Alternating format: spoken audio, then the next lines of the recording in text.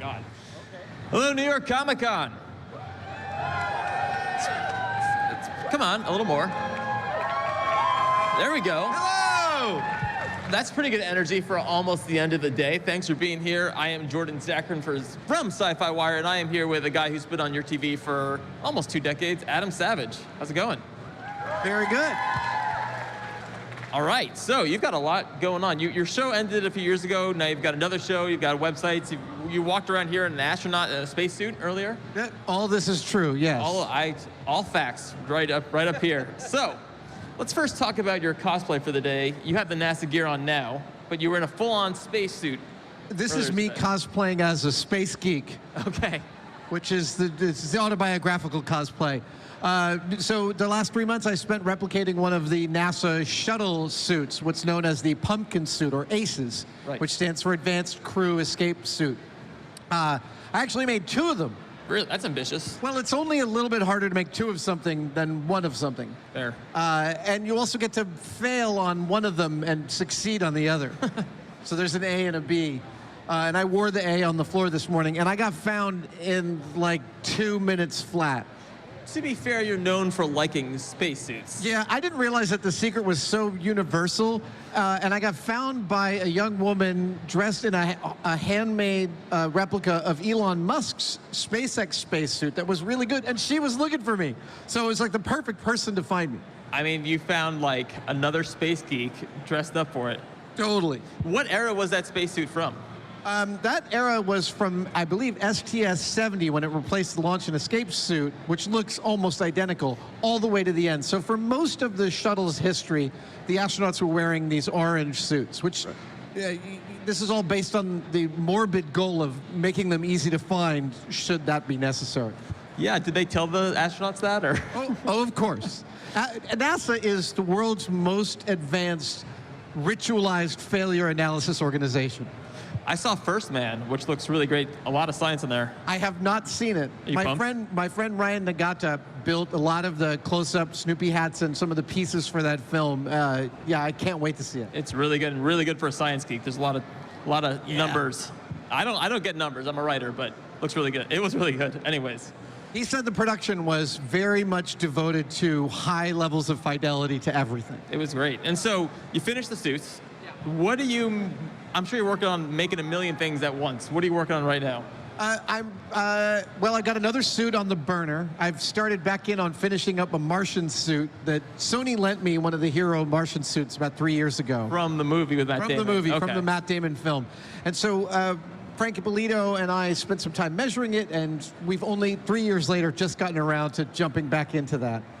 But I also just finished producing a new show for a science channel called Mythbusters Jr. Yes, tell us about that. Well, so that is, it's the next Mythbusters. I didn't expect to be hosting it. I really thought I'd hung up my spurs, but they called last year and said, would you be interested? It's called Mythbusters Jr. And I was ready to say no, and then I thought, Junior, one, that's great. Yeah. Yeah. So kids. They found these 6 kids. They were hired before I came on, and they're amazing. And the show is not a kids show. It's not about teaching them how to be Mythbusters. They are the new Mythbusters. I am their camp counselor and sometimes their test subject. And there's a show about them being smart and using their incredible brains to figure stuff out. Wow, I'm jealous. I was never that smart. How old are these kids? 12 to 16.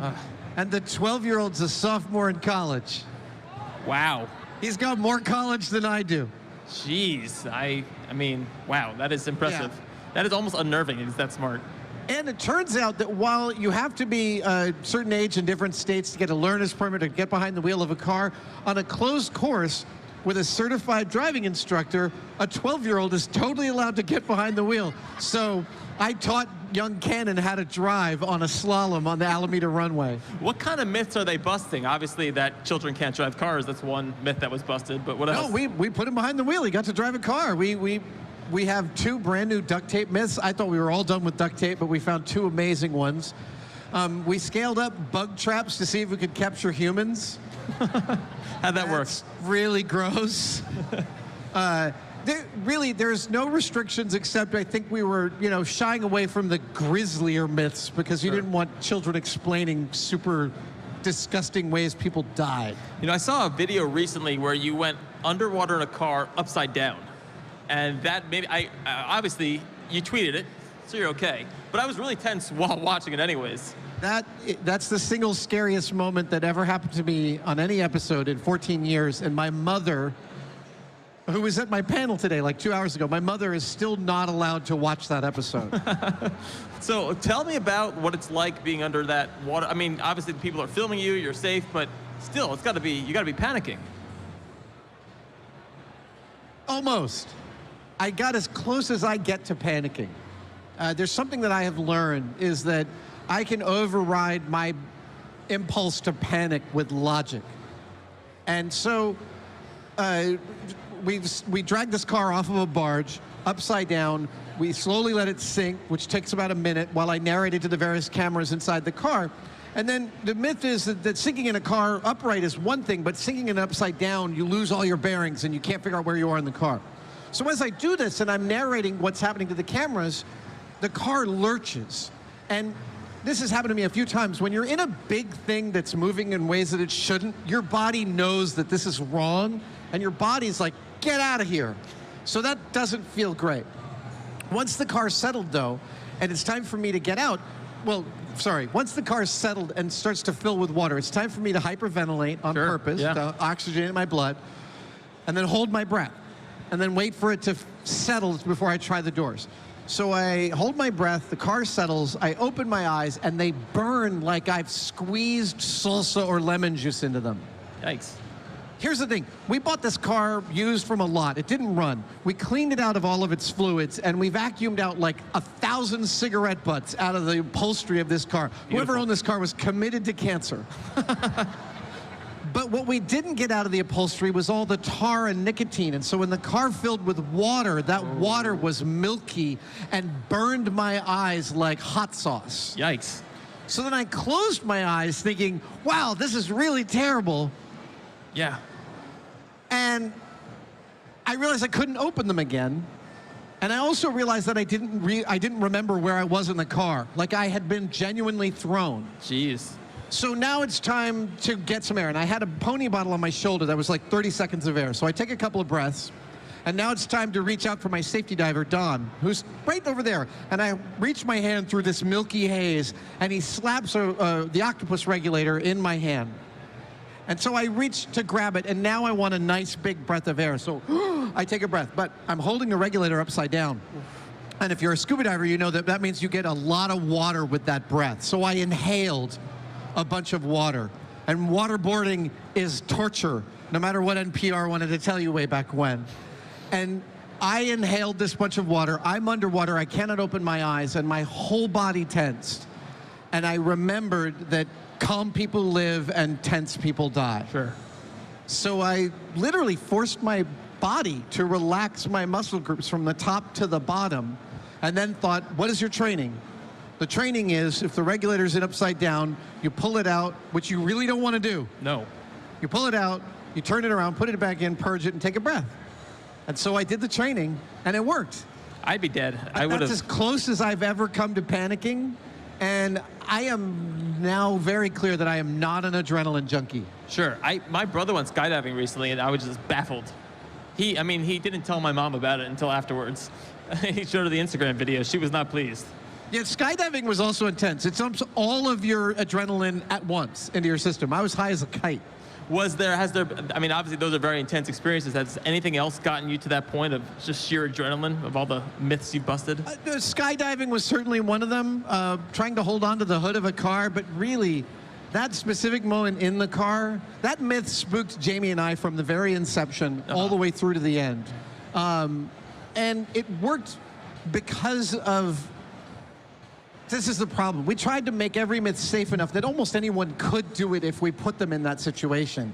But that one required me to like talk myself off the ledge in the middle of it. Yeah. That's too close for us. Yeah, I feel like I'm always just impressed that you just went for it.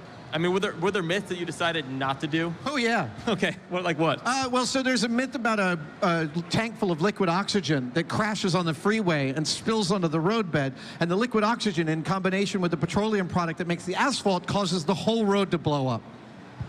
I'm glad you guys didn't do that one. No, but this would be so perfect for us, right? But here's the problem with liquid oxygen, is it's the scariest stuff on Earth. Yeah. It literally is what makes everything burn. And the liquid oxygen can make anything like an oily rag into a bomb. And so then we started to posit, what if we take $40,000 worth of liquid oxygen and dump it on some roadbed in the desert and nothing happens? Who wants to go over there to see nobody wants to go over there. Nothing happening is often the most dangerous possible thing. Right. And then what happens when a cloud of pure oxygen starts to flow past a freeway? Will it make everyone's engines rev to the red line? This is like the origin of like a horror movie. Yes, exactly. That's crazy. So that was one we have put several stories to bed that we didn't do specifically because we couldn't do them full size in a way that we felt was safe. I think everyone appreciates you not bombing a desert. So exactly. So when is Mythbusters Jr. coming on? Mythbusters Jr. is coming on, I think, after the marathon that usually airs around Christmas of all the Mythbusters episodes on Science Channel. Well, and then I'm in production right now on another show, non-Mythbusters, for Science Channel. Sweet. We don't have a name yet, okay. But we're going to have some fun. I'm looking forward to it. Everyone, thanks so much, Adam Savage, for being here. Love talking with you. Thank you, guys. Coming up next, Sci-Fi Wire's Evening Con Roundup. We're done for the day.